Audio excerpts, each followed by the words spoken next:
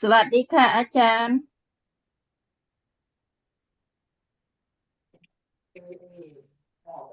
สวัสดีค่ะ everyone สวัสดีค่ะ สวัสดีครับอาจารย์ครับ อาจารย์ everyone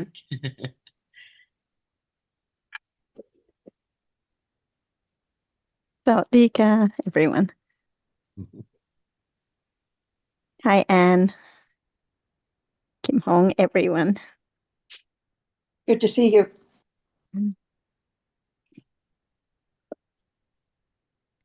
I just put a note in the chat because that this is the last Monday morning Zoom for some time, but Oh, I know. the others, yeah. Okay. So next, when do you go to Vietnam? Next, we go on Sunday, and on Monday we're traveling in Vietnam, so nothing at all Okay. next Monday. Yeah. Right. Anyway, if you look on the chat Understood. note, it's a bit complicated. All right. As long Okay, as I know Jan's what's- here, so I think we can start the discussion.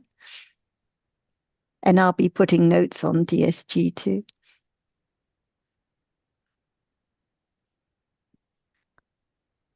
So Kim Hong, do you have any topic you would like to start?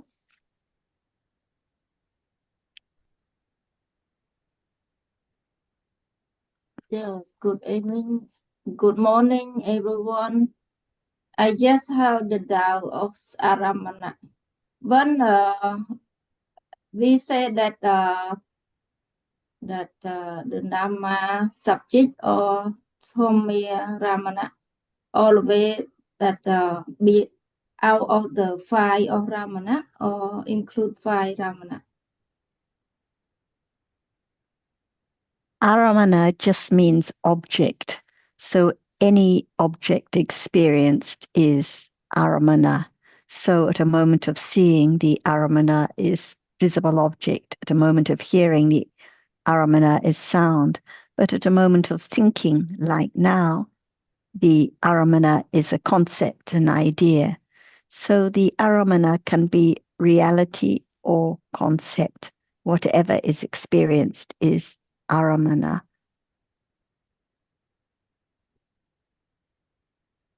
So the concept of the idea can be a ramana of like Yes. what is thinking right now. What is thought about is an aramana. So at a moment of thinking, the thinking is a reality, a paramatta dhamma. The idea is not a paramatta dhamma. It's a concept, a panyati, but it's the aramana of thinking, what is thought about. So at every moment in life, chitta arises and has to experience an aramana. So no matter whether it is deep sleep or dreaming or seeing or hearing or thinking now, chitta always experiences an aramana.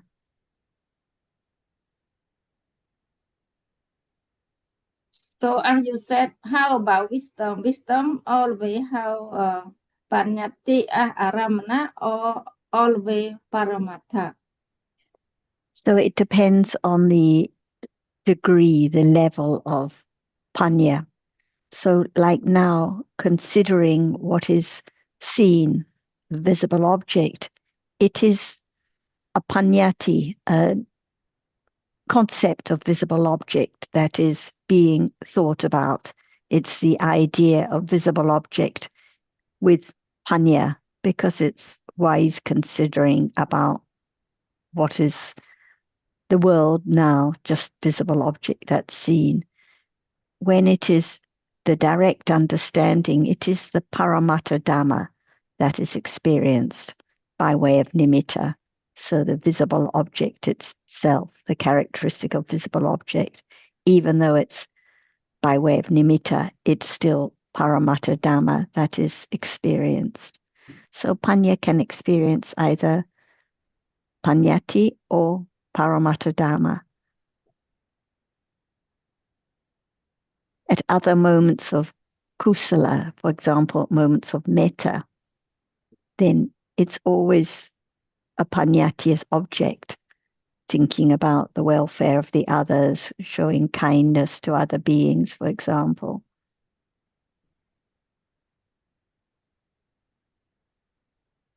I got a little bit. Thanks, Sarah. Let me see if Ajahn would like to add more. Are there aramanas all day? Yes. See, no doubt about aramana is that which Chitta, or the chief of experiencing, experience it each moment, all the time. So what appears is just the aramana, right? Right. So no doubt about now it's aramana through one doorway at a time. But the arising and falling away so very rapidly. So that which appears does not appear as it is. Because through the eye door, only that which is seen, different color, is seen just a dot at a time. But the rapidity of the succession of the arising and falling away of the nimitta of seeing, because the other citta which arises before seeing or after seeing cannot see. So now what appears is seeing, right? Not the other citta. So all are nimitta. Begin to understand that in truth, no one at all. Only different realities arising by conditions, falling away in succession so rapidly. So it's the word of nimitta. Until understanding the truth of it, no one at all.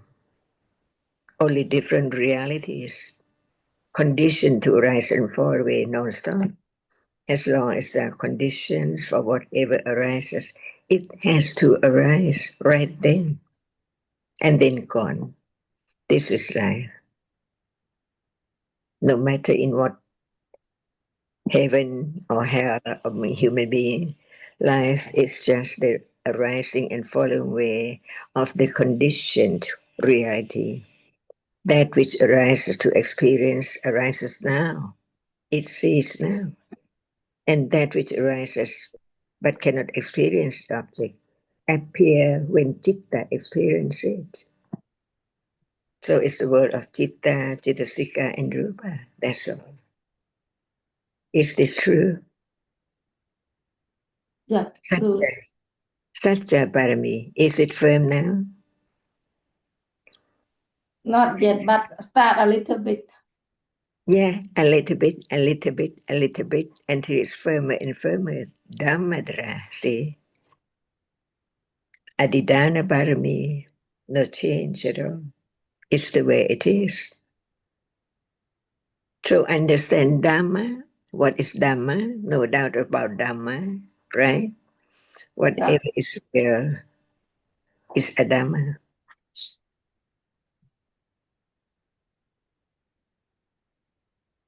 Thanks, Ajahn. And when there will not be Aramana, No. when nothing arises to be experienced by that which arises to experience, that's the end of samsara, the arising and falling away all the time.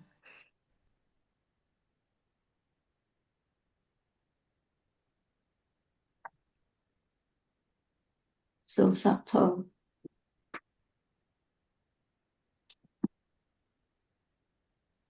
So Thanks. what is,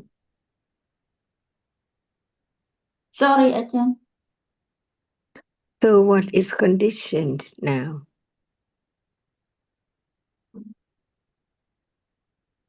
There are many conditions of Now, now. Yeah. just one. Now, what is conditioned? Now is the lights. Seeing is conditioned. The object is conditioned. Whatever arises cannot arise without its proper conditions. So just live in the world of the cause and the result, and learn to understand little by little, to wear away the idea of permanency of whatever is now appearing. No I, no anything at all. It's just a moment of what is conditioned to arise and gone instantly, keep on arising and falling away. What is right and what is wrong? What is right and what is wrong? What is right, what is wrong? Just understanding only. Is right or wrong? I'm not sure about it. Right. That's why there is another reality. Understanding, right understanding, and wrong understanding. No one at all. No matter what is there in life, thinking about such and such, or seeing or hearing, it is different realities in life. So it can be learned about the truth that why all are Dhammas, not just copy the word or recite the word, but understand the truth of that which is there can not be changed at all. And if it does not arise, it's not there. So what is there now is conditioned. It's there, conditioned, arising, so it falls away instantly, unknowingly, so very subtly. That's why I understand who's the Buddha before listening to the word of truth.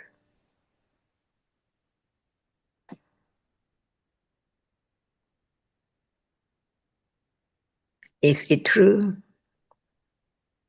Very true. A little more firmer, confidence. Such a parami develop to be adidana parami, firmer and firmer. Is the studying of Dhamma because Dhamma is all around each moment in life. But it arise and fall so fast that we never know before. Can anyone change the way it is? No, no one. So be true to the truth. Satya parami. Little by little. Until it's firmer and firmer, understanding better and better, clearer and clearer, stage by stage. Because the truth cannot be changed, what is now arises and falls away instantly. What is left is the nimitta of that which can be known, seeing now, hearing now, for example.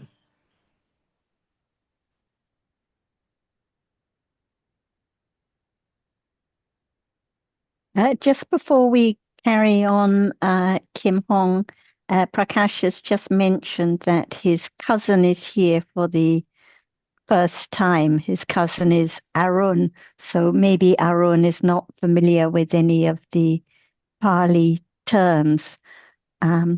Anyway, welcome, Arun. Would you like to say anything?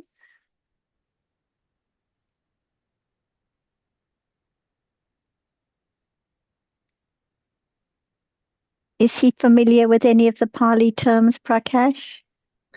No, sir. He's not Okay. familiar.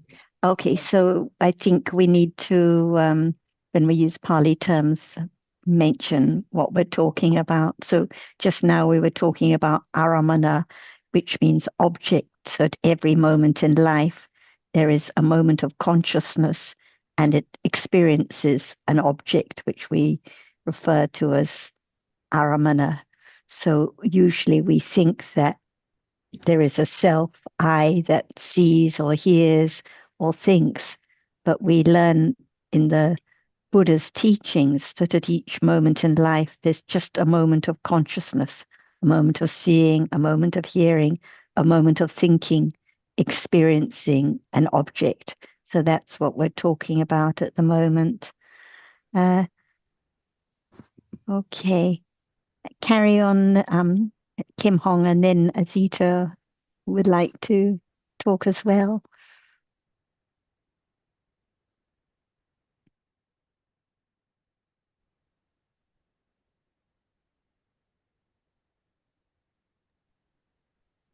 Can go ahead, Asita. Thank you, Kim Hong. My question is about the Agusala Jeta seekers. Now, for Arun's sake, it's the unwholesome mental factors. Can you hear me okay? Yes, can hear fine. Okay. So there's 14 of them in total, and they're all classified under different headings. Asaras, and I don't know, but asaras, ogres, yogas, upadanas, anusiyas, and kilesas. My question is, why so many different classifications for these 14 unwholesome mental factors?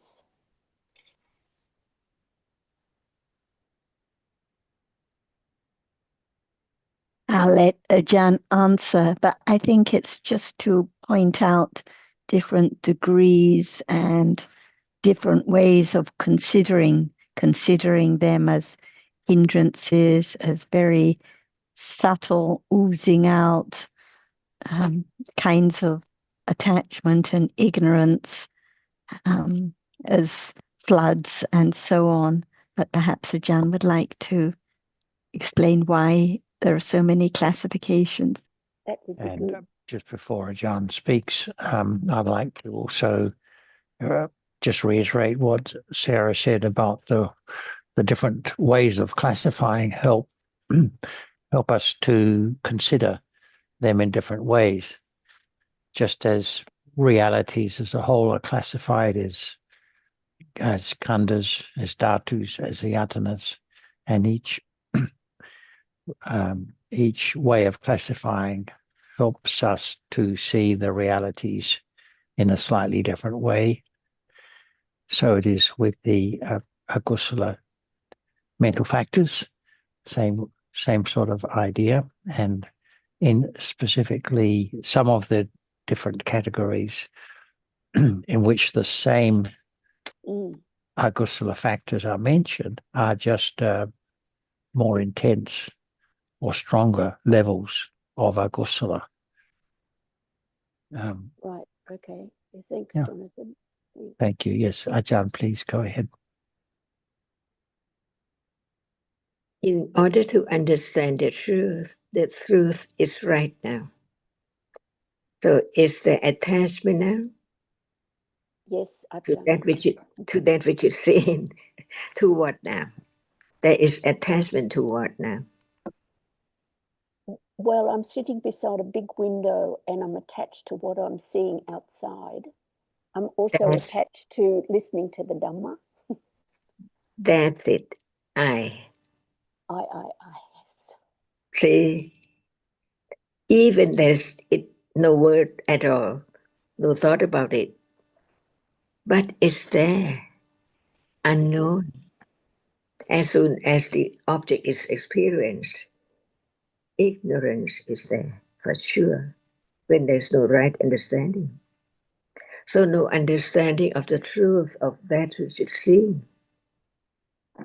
I'm sitting, I wake up, instantly is that attachment so very, very subtle, so very, very slight, a level of attachment. But when you like something so much different from now, I see, but I like, see, different levels of attachment. No doubt about another.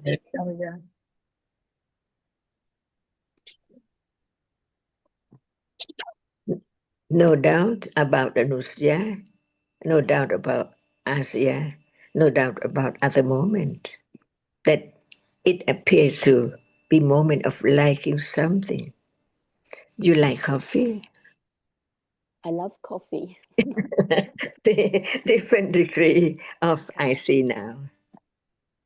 That's right, learn to understand the very subtle different kinds of reality. For example, attachment to bhava, I see, and I, didi, I, avijja, and I, bhava, and the object is object of attachment. That's why we live in the world of the sense object. Would you like to experience anything else? Or no matter in what plane, the object is finer and finer, more pleasant. Little by little. That would be good, more pleasant. Yes, please. So no doubt about attachment anytime when it's not dosa in the day. Mm. Well, certainly the feeling that goes along with attachment is much more pleasant than the one that goes along with aversion. That's why even attachment is accompanied by indifferent feeling, upekha, unknown. It's not as pleasant as when you like something. Right. Yes. I hadn't thought about that. So understanding now gradually eliminate the attachment to the object, even asava or anusaya. Otherwise, what can eradicate it if it's not right understanding to the degree that it can eradicate what kind now of what is there now? Wrong understanding with attachment and ignorance to the I or something. Are we blinded now? Yes, Ajahn. Yeah, in darkness. In darkness, yes, Ajahn. Yeah, it's so dark. But in darkness, right understanding can penetrate the truth when it's right understanding. So among all kinds of the reality which arises and falls away, Panya is the best of all, the most precious. Yes. Even right now, it begins to understand the truth, the very deep truth, not in light or bright now, it is in darkness now. Until it appears little by little.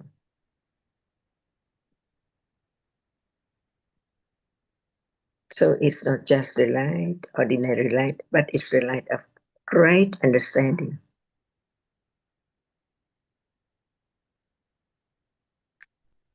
Until it can realize the truth directly by not I, but condition, anatta.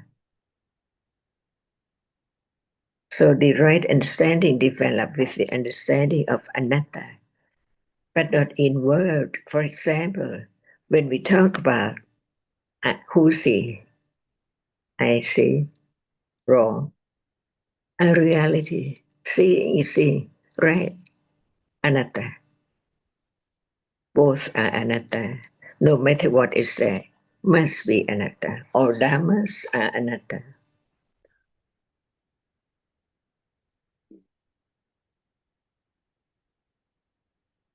And this is parami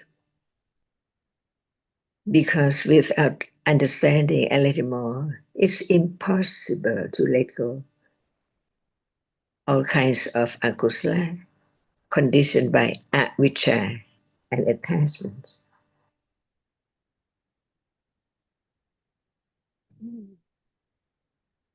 it wear away the idea of I'll try to understand this or I want to understand that in word, but to understand the reality by that word. For example, the Nama, the reality which experiences the object. When Loba is there, no need to say the word, but understand the characteristic which is attached. It's a reality. It experiences the object.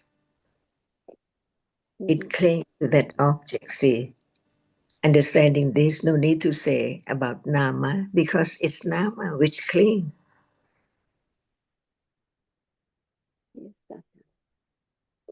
So understanding Dhamma by the words, but understanding the nature of Dhamma as anatta.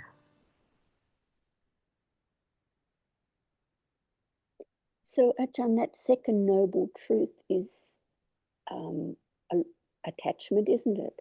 The first is dukkha. Attachment with ignorance. Yes, But just, I was going to ask about ignorance, because attachment comes along with ignorance anyway, doesn't it? So when ignorance is not there, Loba is not there. And when Loba is there, ignorance is there. Okay, that's a good answer. Thank you, Ajahn. Thank you.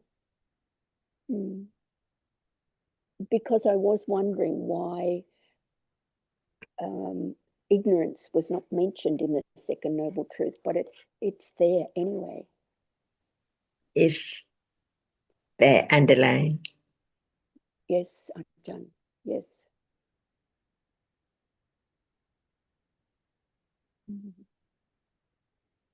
So thank you, Ajahn. Thank you. My pleasure. So much for anyone who understands the study Dhamma.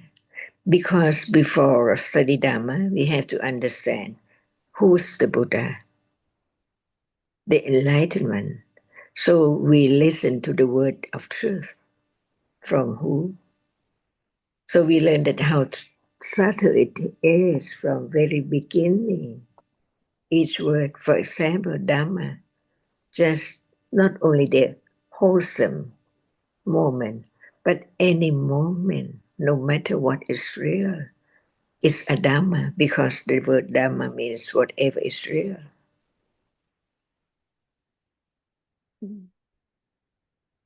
And begin to understand what is real by way of conventional or by way of the truth, the ultimate truth.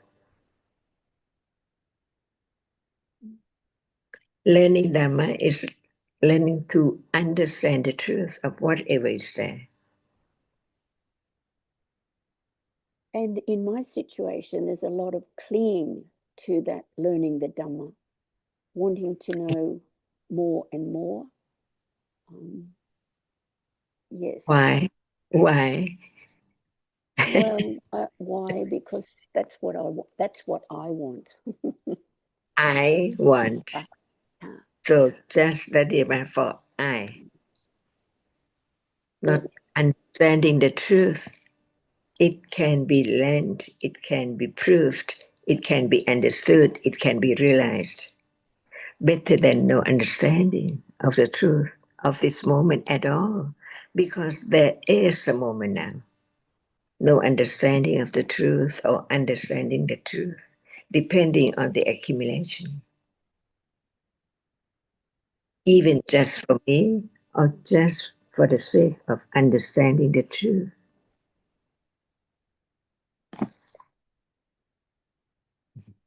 Deeper and deeper, asava.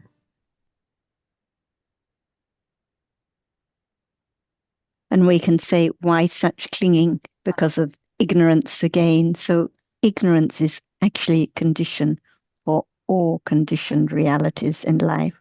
Without ignorance, no birth, no attachment, no kusala, no akusala of any kind. So ignorance is there as cause. It's the cause of that paticca samuppada, isn't it? That's right. Yeah. It's the cause of the cycle, cause of birth, cause of all kusala, akusala, arupa, brahma, chitas. Without ignorance, no kusala of any kind. Right. Yeah. Thank you. Thank you, Ajahn. Kusala. And without, without ignorance and clinging to I, no clinging to wanting to learn more, wanting to get results, being disappointed or discouraged, as was discussed yesterday, when it's not as we would like. Yes. Thank you.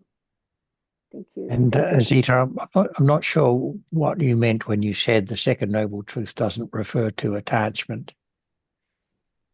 No, it does. My understanding is it does refer to attachment, but where it should, the second noble truth is attachment. But yes.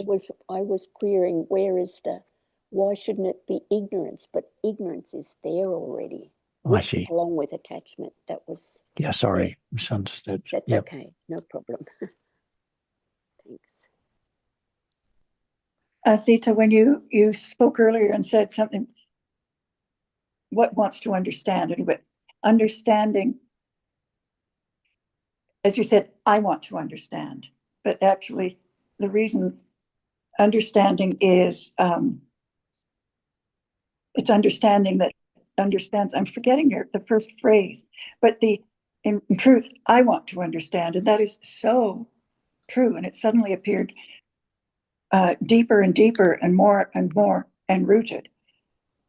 You know, yes. the understanding, the purpose of understanding is to understand the realities and what is now, but so deep. I want to understand. It was, yeah. And I think, Anne, that is because my Azita, can you speak a bit louder? People having, you're in the library.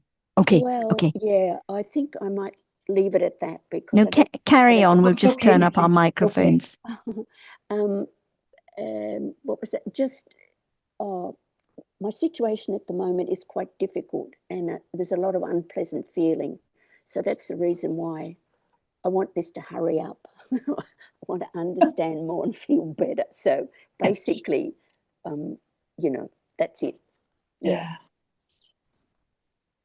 I think, though, even if there's not a difficult situation, and I know we've all been through enough of those, I think the I want to understand is still pretty deep, but we don't recognize how deep it is because we're kind of more satisfied with life. Yeah. And as Ajahn referred to fleetingly, that understanding can be for oneself, it can be for society, for the world at large, but the true understanding is understanding just for the sake of understanding, not for anything in return. Otherwise, if it's just trying to understand for oneself, it hinders the development of understanding because actually the clinging is so strong. So the understanding is hindered. So it just has to be an understanding for the sake, for the benefit of understanding. Yes. Thank gradually. You. And there's no I to understand. I think there are different moments, and I'm sure there's also from time to time the idea of I want to, or wanting to understand for oneself, I'll put it that way. But it's just another moment of reality to be understood as it is. Yes. And I don't think we have to be always looking for the subtle I, because the job is to understand what appears to be known. And that will depend on the circumstances and situation. There must be many times, when one is studying without an idea or a strong idea of just wanting it for oneself, but appreciating the Dhamma for its value. And Azita, I think if you were to hold that cable so the microphone part was nearer to your mouth, it would probably help without having to do anything. What Yeah, about like that? something like, yeah, that's better. Thanks. Thanks, Jonathan. Oh, yeah, it does. Okay. Much better, yes. Right. Oh, good. Yeah, Tom put a note up. So sorry, Tom. I had to be taught how to use the microphone. And Anyway. yes, and the point is, it's not my clinging, it's not Right. my understanding, it's not Right. my situation. That is something. They're just different dhammas arising and falling away. Right. Yes. Thank you. Thank you, everybody. Most helpful. And Anne, I'll keep in touch with you over the next few days. Okay, that would be good. Thank you. All right. And Zita, I was just going back to that point you made, and I wasn't thinking about it now. It's not absolutely clear to me, but I think while the second noble truth is dukkha samudaya, it doesn't seem to imply that relates to when we read that additionally the arising of dukkha, though as we know that's the reality that's being spoken to in this present moment. The arising of dukkha is caused by our attachment to it. So you're right, it doesn't really necessarily, if I understood you correctly, and perhaps I haven't, that when we talk about samudaya, dukkha samudaya, we're talking about the arising of dukkha. And of course, that's very subtle, that subtle clinging that will arise with whatever object's experience. And even the word aramana comes from the verb ramati, to delight in. There is a delight in the object that appears at the present moment. So there are so many often clues, and I really appreciate what John said a moment ago, that yes, language is the vehicle, but the nature of Dhamma needs to be understood by careful, one of the vehicles, of course, is careful consideration, which will allow the arising of understanding that second aspect, the beyond Satchinyana to Kitchinyana, so that there is a gradual development of the understanding based upon what we have heard, and which will lead more and more to careful consideration and our understanding becoming firmer. And as Jan often speaks about, being truthful to the truth, which is a profound saying in many ways, because it is not easy to be truthful to the truth because of the clinging that's at every moment towards the object that appears. Yeah. Thank you, Sundara. Thank you. No, thank you. Thank you too.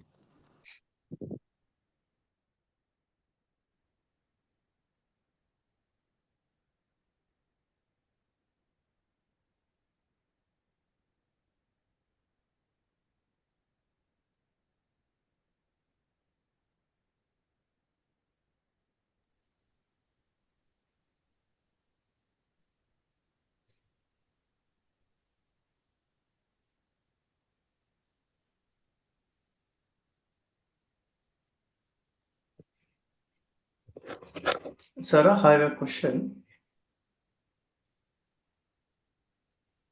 Go ahead, Prakash. Okay.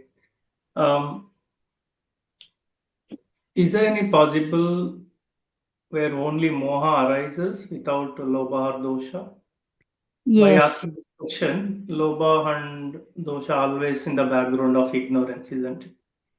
yes. So all akusala chitas are rooted in moha. All akusala cetasikas are rooted in moha. So any moment of lobha, moha is there. At any moment of dosa, moha is there as condition. When lobha and dosa are not arising and the citta is still akusala, then moha is still there. Can be moha with doubt or moha without doubt. So even right now, even if no attachment, no aversion, moha is there. Straight after seeing or hearing, 3 more chaitasikas, and then moha arises, just not knowing, not understanding. So it's the root that always arises with akusala dhammas, and the cause of becoming, the cause of the cycle. Only the arahat has eradicated moha. Okay. Only at the situation of doubt it arises alone, moha, without So dosha. when doubt arises, it arises with moha, not with lobha, not with dosa, just with moha. But moha can also arise without doubt.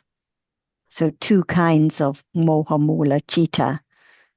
Chitta is rooted in moha without lobha or dosa. One with doubt, one without doubt. Okay. So the kind of moha with doubt is eradicated by the sotapanna. No more doubt, no more vichikicha.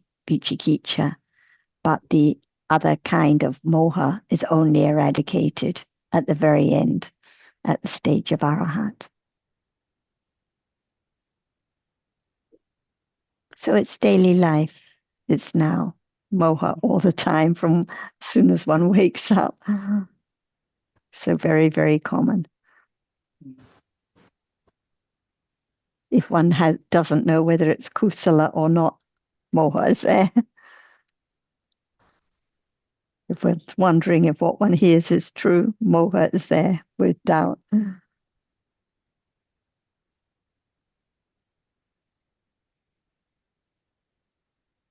I had no idea that moha hung around until arahatship. Yes. So it's well and truly embedded. Very embedded. Yeah. That's why it's only when it's eradicated, it means no more rebirth, no more moha, no more lobha, so no more rebirth. But until then, moha has not been eradicated, so life continues on. Wow. Thank you. This is reflected in the Paticca Samuppada also, dependent origination, because the first link in that is moha. Right, yes. Yeah, and in the reverse order of dependent origination. Oh, of course, it's the last one to go. Yes. Right, thanks. Yeah, that makes sense. Thanks, John. Thank you. So is the sound coming across okay now? It's perfect now, Zita. Okay. Yes. Yeah. Thanks. Sarah, what other kinds of examples can you provide where moha arises without the other akusala, without lopa and dosa? Just in daily life, like now, when, for example, there's seeing and afterwards thinking about what is seen, maybe no attachment, no aversion, but moha is there, just not understanding, not knowing anything. Okay. So ignorance all day, sometimes with attachment, Right. sometimes with aversion, but if no attachment or aversion, just plain ignorance. And often just not there understanding. Often there without it being apparent at all, Yes. as an asava. Yeah. Well, yeah, I think that's probably Exactly. a good way of putting it. Very so, subtle. will they ever be known directly? No. Probably not. But it doesn't matter, because eventually the accumulated understanding eradicates all latent tendencies of all kinds. That's its function. So as long as understanding is being developed, it doesn't matter that not everything is directly known. Right. When friends would like to ask about Paticca Samuppada or ask Ajahn about all the different links, usually she answers, what about now? Is there avijja, moha right now? So it's now, but good to know at this very moment. Yeah, for sure. Here and now.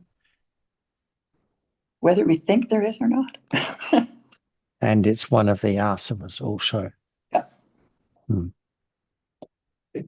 And if we don't know, moha is there for sure.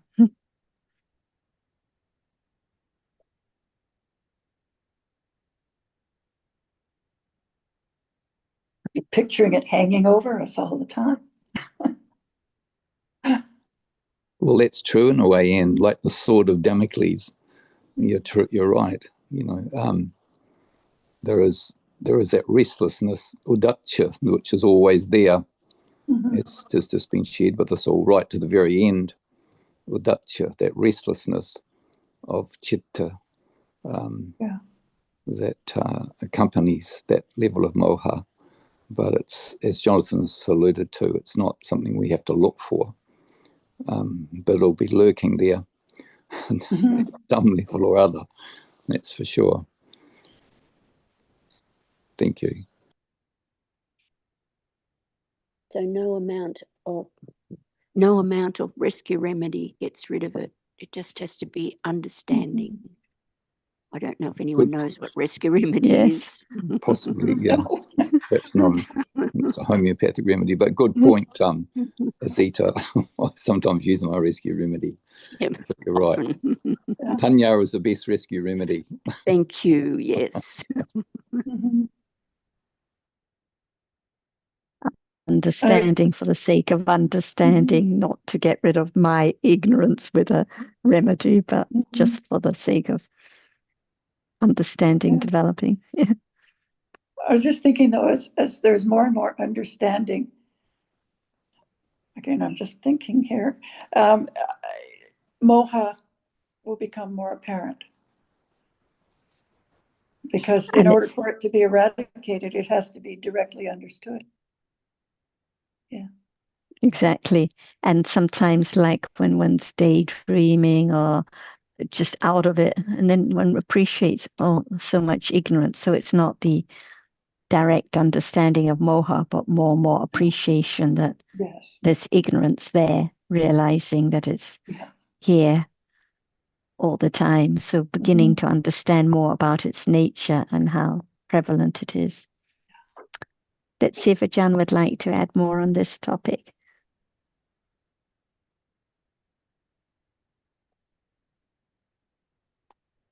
Can anyone know what is this moment?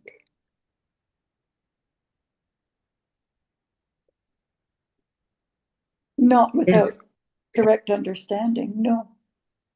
That's it, that without the intellectual understanding, it's impossible to understand the truth of what is there right now. That's why all dhammas are anatta. Keep on the right path.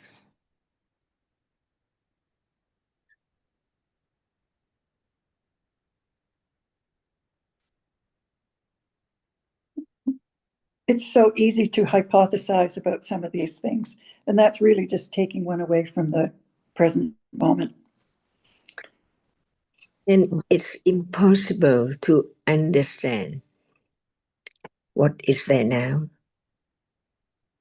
Excuse me, if there's no understanding of what is there right now, it's impossible to understand Dhamma or reality as not self. Yes, right. That's why I just learn a little more about what is there, deeper and deeper. Like the attachment, see, from asva up to nivarana and so on, kilesa.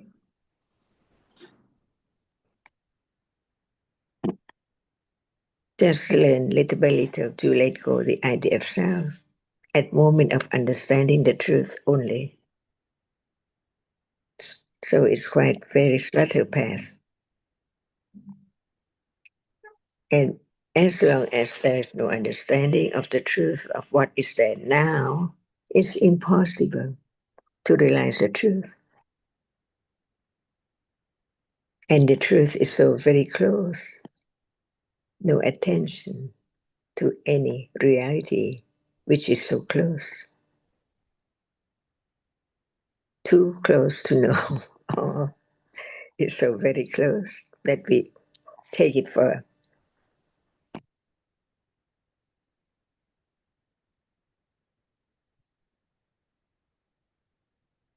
something or I all the time and look for avijja, it's there at moment of looking for something.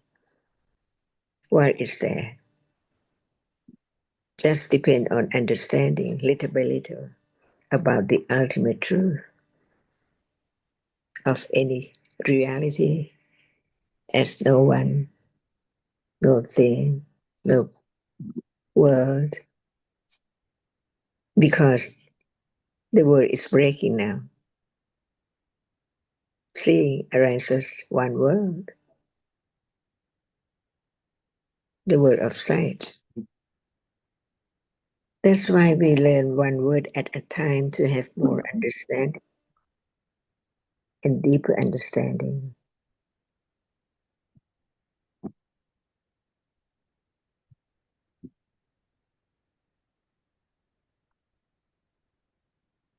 Is there sati today or now?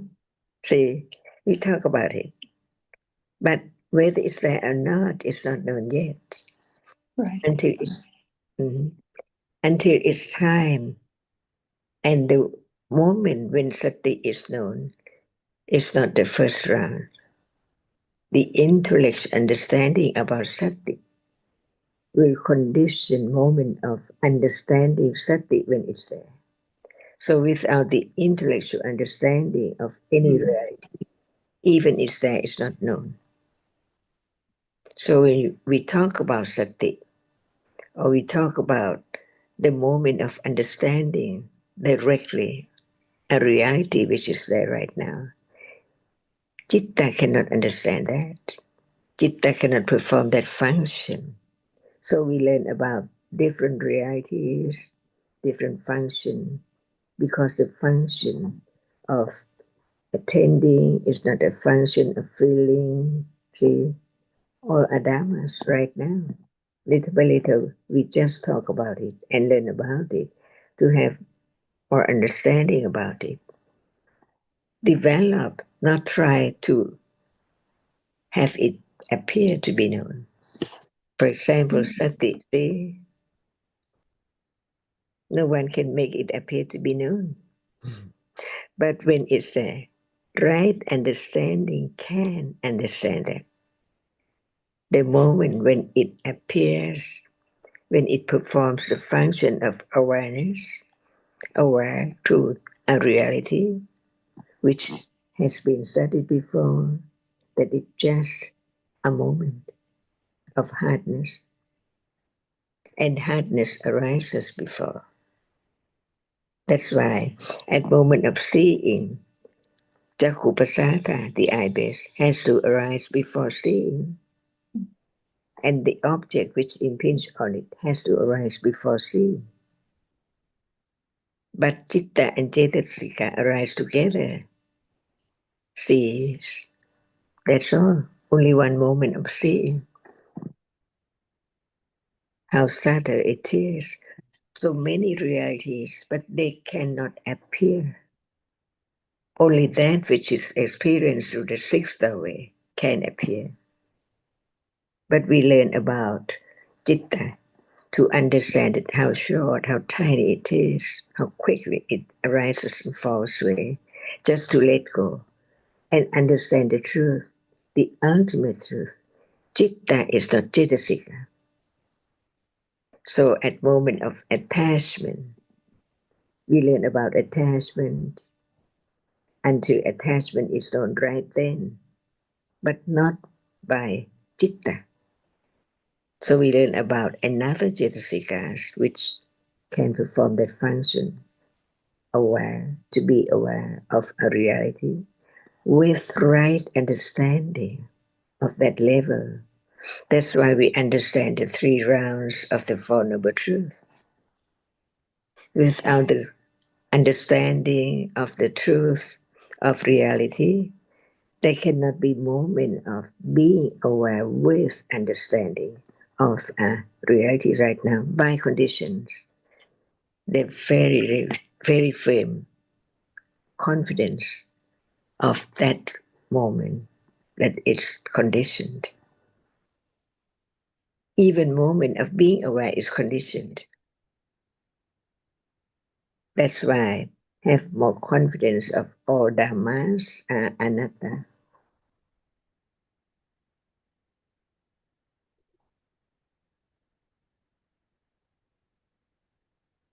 And when it's not moment of understanding that which has arisen now, it's impossible to understand anatta.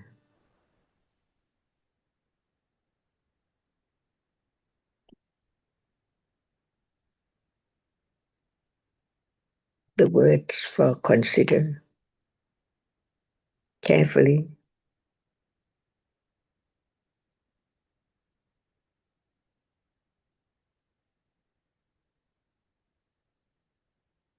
So each word about reality has to be carefully considered. So very carefully. For example, right now, the seeing does not appear. Hearing does not appear. And thinking, but the thinking does not appear. Because it has to be the reality which arises and experiences such thought. So we think all day as I think, but in truth, it's just that reality which is the chief of experiencing the object. It's there all the time, never missing at all. One moment at a time. It's not permanent either. Even that which arises and experiences the visible object right now is not permanent. If it does not arise, there's no seeing. So what are conditions for seeing to arise? See? Firm confidence is parami, Satya parami, Adidana parami, Kanti parami, Vidya parami. It does matter. No thought about realizing the truth right now, as long as there's not yet firm confidence of the truth. Only the understanding can let go wrong understanding, little by little. That's why the more understanding of Dhamma, the more understanding of anatta. The only way is understanding one reality at a time, because clinging to every reality.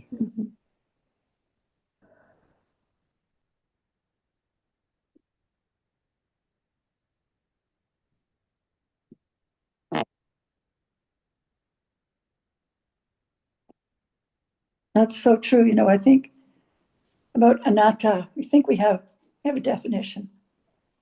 That's all one has, though, until there's real understanding as to what anatta is. We don't know yet. That's why there are many degrees of understanding too. Mm-hmm. Learn to be true to the truth is understanding the truth. Mm-hmm. Yes.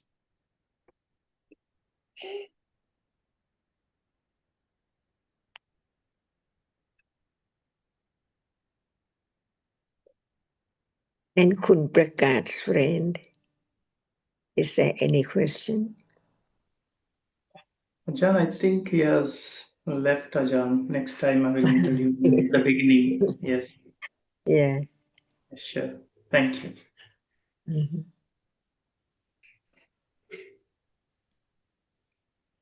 He reminded Prakash, if newcomers come, it's good to bring them a little bit early and to introduce them at the start so that we all know to avoid Pali terms or explain them carefully to give priority to the newcomers, because otherwise if they come in and just a discussion is going on, it's very difficult for them to follow anything.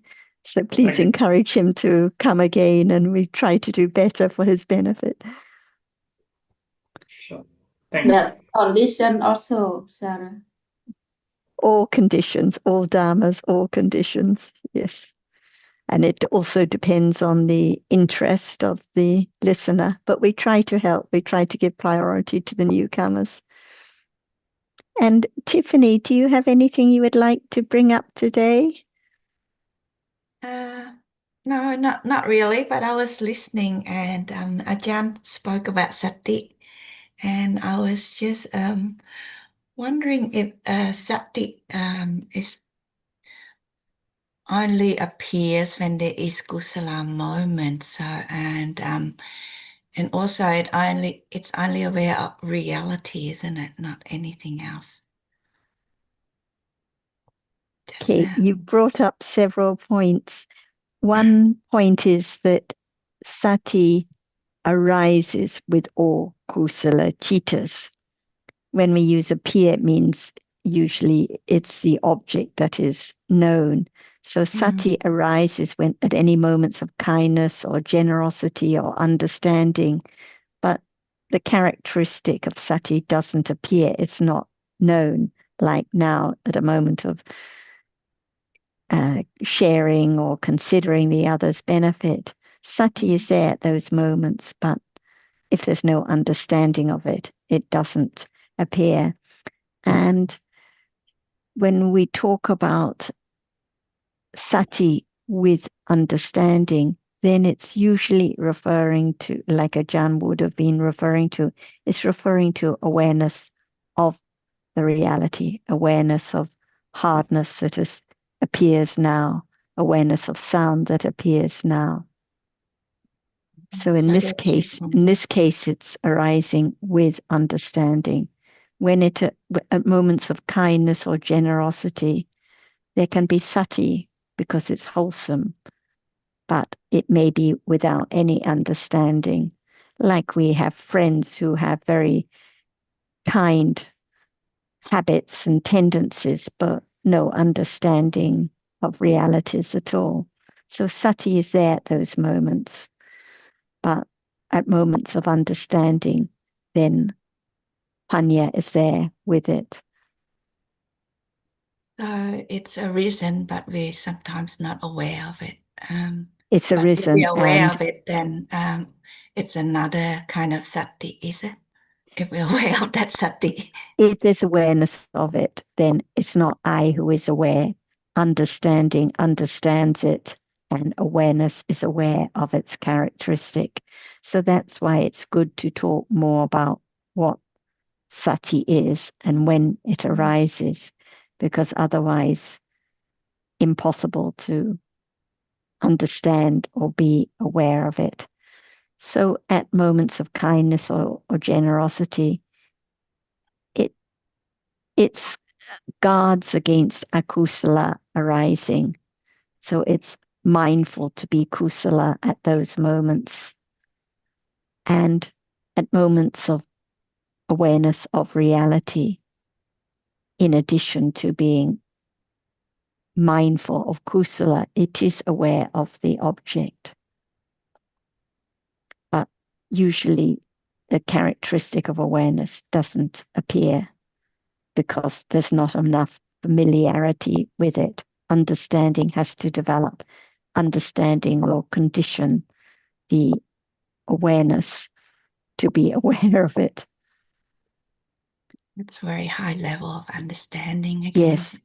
So it's like when we talk about ignorance or any other reality, we think there is awareness of attachment or ignorance or what awareness is, but without careful study and considering and development of understanding, actually these dharmas are not known, or they're taken for one's own. One thinks, I am aware now because I'm listening carefully, or I have ignorance now because there's no understanding, but they're just dharmas.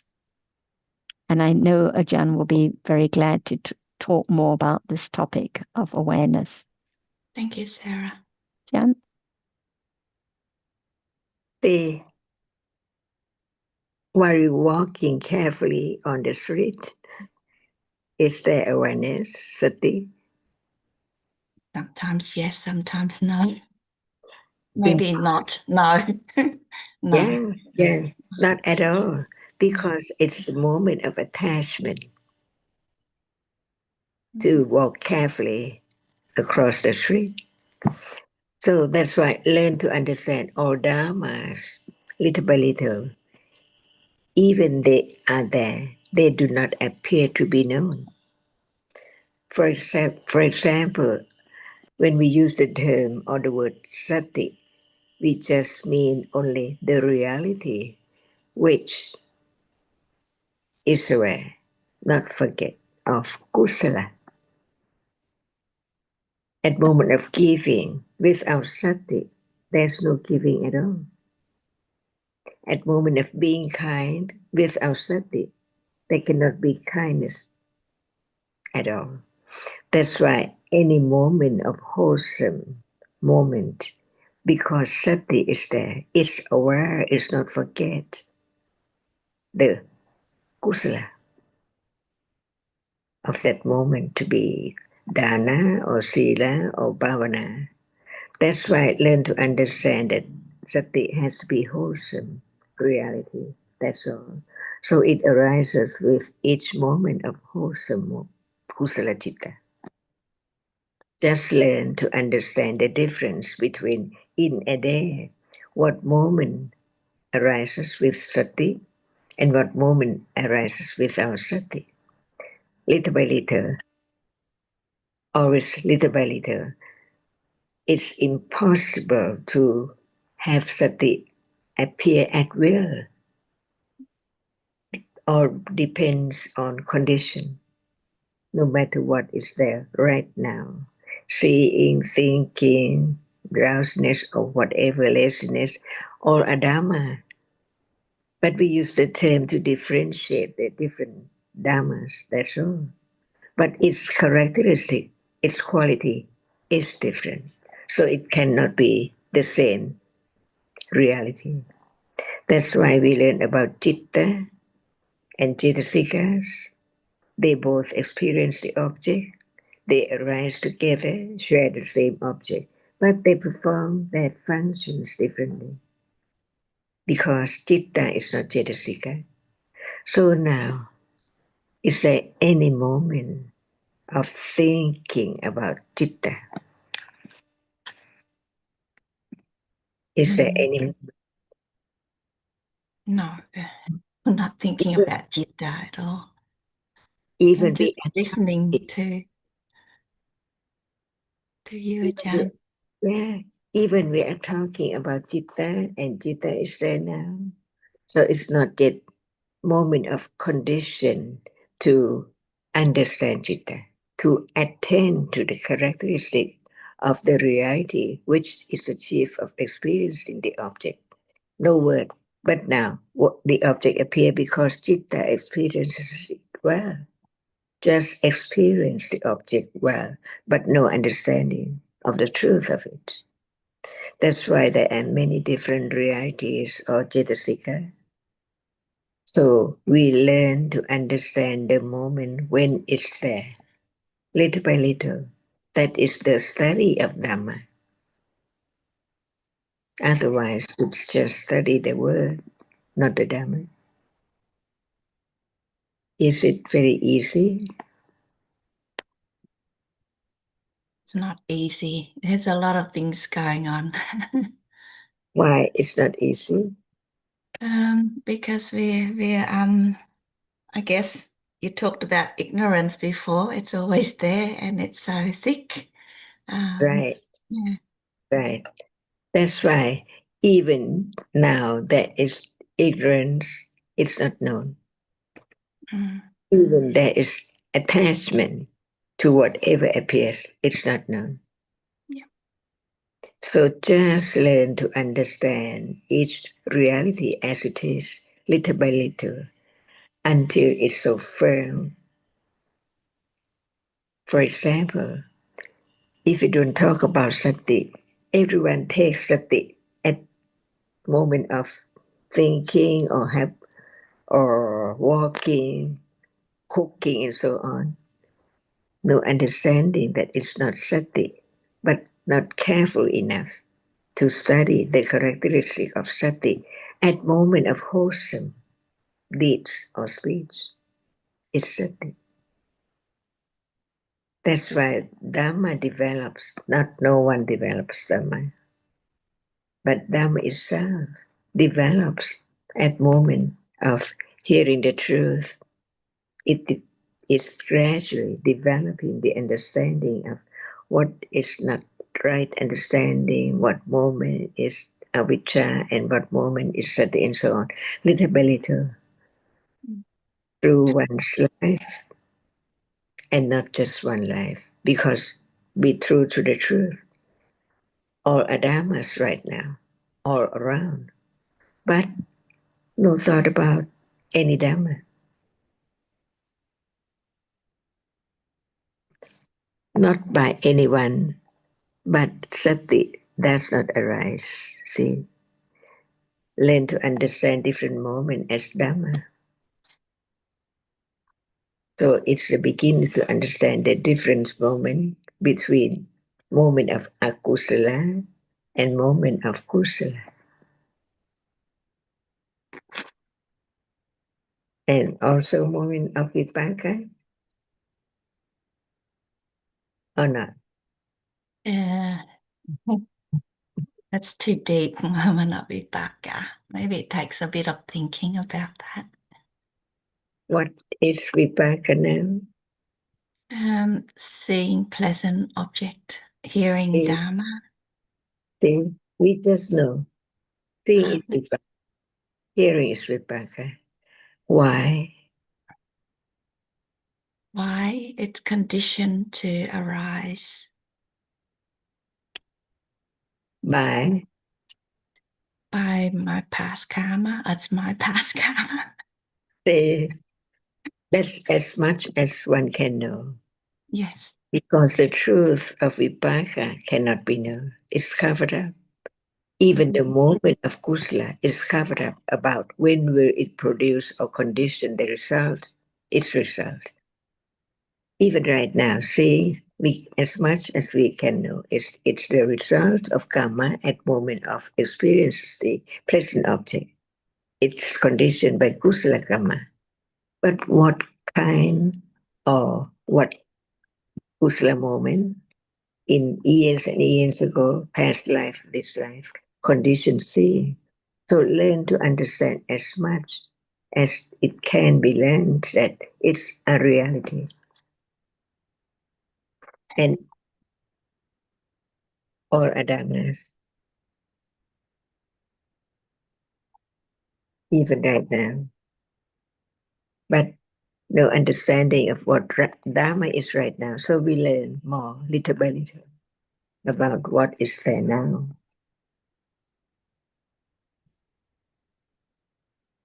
When you talked about understanding is better than no understanding previously, I really think that's very important as well.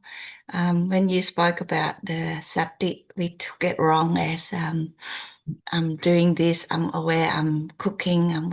That's how I used to think when I first studied Dharma. So developed it a bit. Yeah, the understandings improve a little. So thank you, Ajahn. Yes, what you've just described is the conventional idea of being aware, isn't it? Yes, yes. I'm doing this, I'm when you sitting, first study Dharma, that's it. Yeah. You just think it's a conventional awareness, but it's not. And of course, it's not really even the things that one is aware of in that way are selected by oneself. And there's a lot happening that isn't covered by the idea of I am cooking or I am taking a bath or something, because there's so many different realities arising. There's always seeing and hearing going on at the time of doing the conventional activity. So it's a far cry from what we have learned to be the real meaning of awareness of present moment reality. So different. So it's good to have that sort of idea cleared away. Yeah. Good to finally know a Otherwise, little we bit. would just be continuing and doing the same sort of thing, thinking it was developing awareness. Yeah. Yeah. And even the common ideas of observing what is present, or practicing calm now, or observing the breath, all these ideas where it's assumed that they're about the development of awareness, but actually they're all about clinging to me. True. trying to be aware, trying to understand.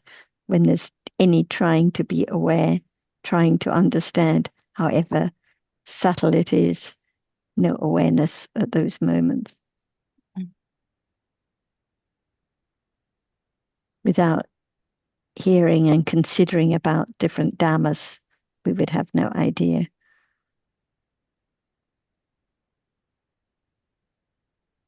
You need to talk to the right people as well. Otherwise, you can be led down the wrong track. And before you can talk to the right people, you need to have met them. Yes. The interest to listen to what is right rather than the interest just to listen to practices for I to follow. Human nature to want to have a quick fix, isn't it? Yeah. Exactly. Wanting to get results, wanting to have more awareness, wanting to understand, wanting to be a good person. So much strong clinging. Another form of rescue remedy. We've got a lot of rescue remedies, Ida. Do you know what it is? Yes, it's a Yeah, little okay, medicine in a jar that fixes That's everything, but it probably doesn't work. Fixes everything, but not the ignorance and attachment. No. I'm always surprised when the discussion comes up about citta, seeing, hearing. It seems to be there all the time, but it's not. Oh, I was going to say it's not obvious, but it's. I mean, when there's good feeling, bad feeling, that's obvious. But with citta, it doesn't. It's there all the time, but it doesn't hit like the feeling does. If that's making any sense, it's just. I think what you mean is there's evidence that it's there all the time, but it itself is not directly known. Yeah, exactly. Thank you. Yes. Yeah. Thanks, John. Yeah, it is. This is the case with many realities. We see the evidence, or they are evident. It's evident that they must have arisen. Right. Yes. But the reality itself isn't It's directly not known. Yeah. Okay. Yeah, that makes a lot more sense. Thank you. It's known as I. Sorry, I missed that. Tiffany, what did you say? I said, oh, it's known as I. It's me. Yes. Yes.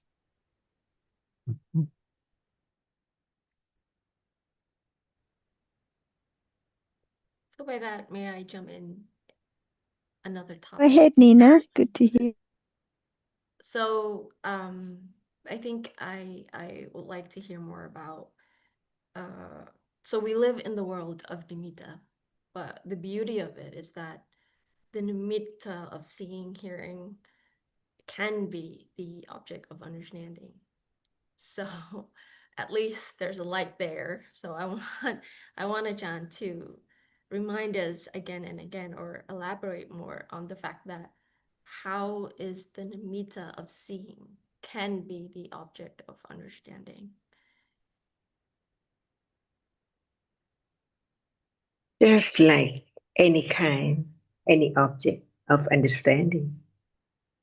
It needs the intellect understanding to understanding the way or the path to realize the truth.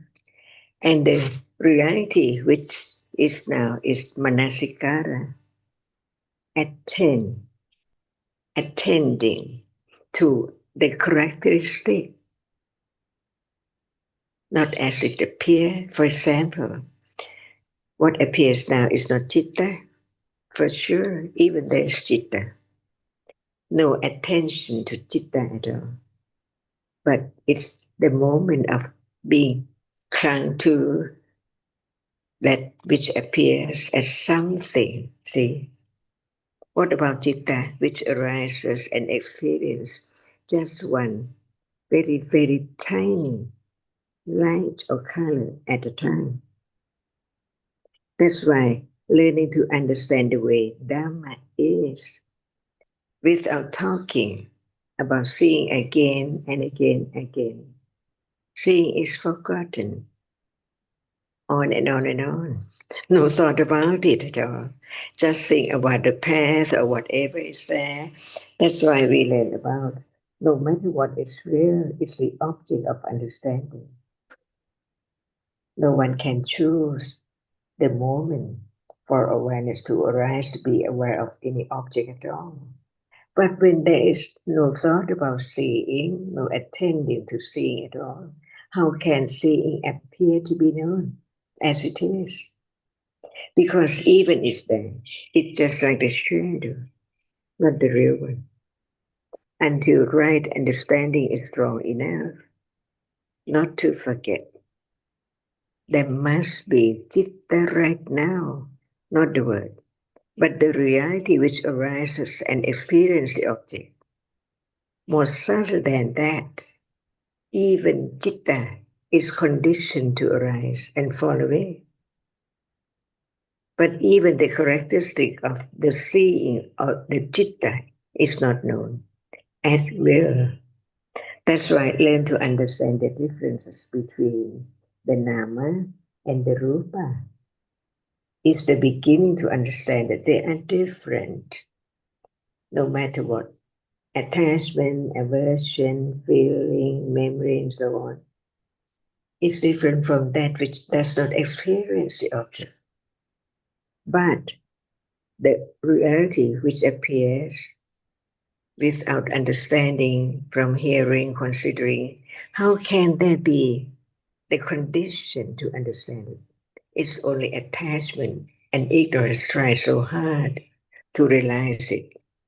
And that is wrong. That's why learning to let go. Dhammas are anatta. It takes quite so great patience to understand even the first round of Ariya Satya. But what else should be known or what else can be known if it's not what is there right now? So right understanding is so very, very confidence of the truth. Not enough understanding of seeing. So how can seeing appear to be known? That's why hearing again and again and again about the reality which now sees, not the object which is seen. Mhm. And when other reality like attachment is there, it's not time to try to understand the citta, but what appears should be object of understanding because it's their appearance. So until citta appears, there can be the moment of understanding citta. But citta cannot appear without attending Attending. to the characteristic of citta. That's why it takes how long, it doesn't matter at all, because it's the only way, very subtle way. So study Dhamma has to understand who's the Buddha, the enlightened one, and his great wisdom, which understand what is there any moment, every moment. And if I could just add, sorry, interrupt. Yes, please. if I could just add, in case there's any misunderstanding, Nina, it's not being suggested that the nimitta has to be known as nimitta, as something different from the reality. Because when there's understanding, awareness and understanding of the reality, it so happens that it's the nimitta that is the means by which that awareness and understanding is occurring. So we don't have to think about experiencing nimitta as something separate from experiencing the reality. So it was just, I wanted to make that clear in case it seemed otherwise. Thank you. Sorry, Ajahn. So without the nimitta of seeing right now, can there be any understanding of seeing? No, Ajahn. That's right, it doesn't matter at all. Because it's always nimitta. Yes. Even right now, our moment of directly experiencing it never changed the way it is, just like now. But Panya develops little by little to understand what is there. For example, we learn about many realities which experiences the object, not just Citta, Cetasika as well.